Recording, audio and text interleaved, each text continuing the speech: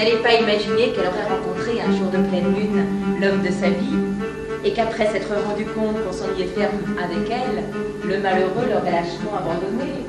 Alors je lui ai dit tout net ce que j'en pensais. Il n'en était pas question qu'il ne me quitterait pas, que je ne laisserais pas me quitter, qu'on était liés. Et ces dernières paroles, papa, papa, papa, et c'est moi qui étais là, et je ne suis pas son père. Son père, il m'a quitté il y a...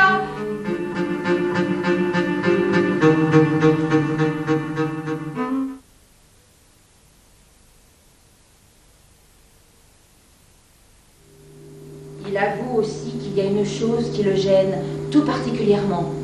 C'est que je sois sans arrêt en train de parler pendant, que ça lui fait perdre tous ses moyens. Bref, que je ne dois pas m'étonner si ça n'a pas été souvent l'extase, nous deux.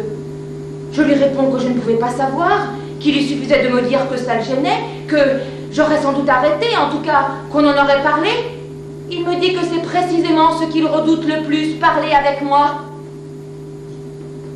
Il me reproche de dire trop les choses, tout ce que je ressens, que ça me met mal à l'aise, que lui, il a besoin d'exotisme, d'incertitude, qu'avec moi, c'est trop la certitude d'être aimé une bonne fois pour toutes et basta. Là, je sens que j'ai envie de rire. Si je comprends bien, tu me quittes parce que tu ne veux pas être aimé. Ça te fait peur? Quelle complication.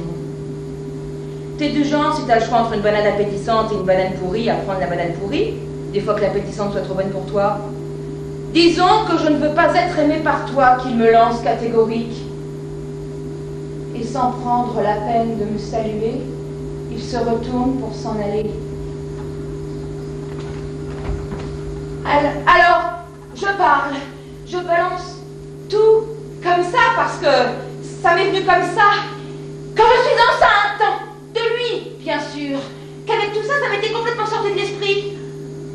J'ai dit ça naturellement, sans intention aucune. J'ai dit ça parce que c'est vrai, parce qu'il fallait bien que je le lui dise. Il m'a dit que je le dégoûtais. Là, j'ai eu envie de m'asseoir.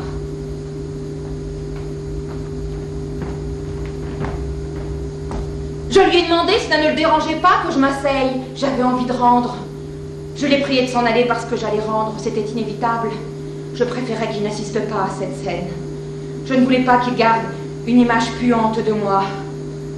Je lui ai dit aussi, comme ça, je ne sais pas trop pourquoi, pour qu'il se souvienne de moi sans doute, qu'il y aurait peut-être un espoir que le bébé sorte avec le reste.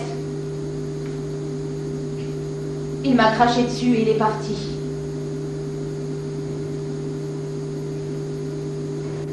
Ça m'a fait un certain effet.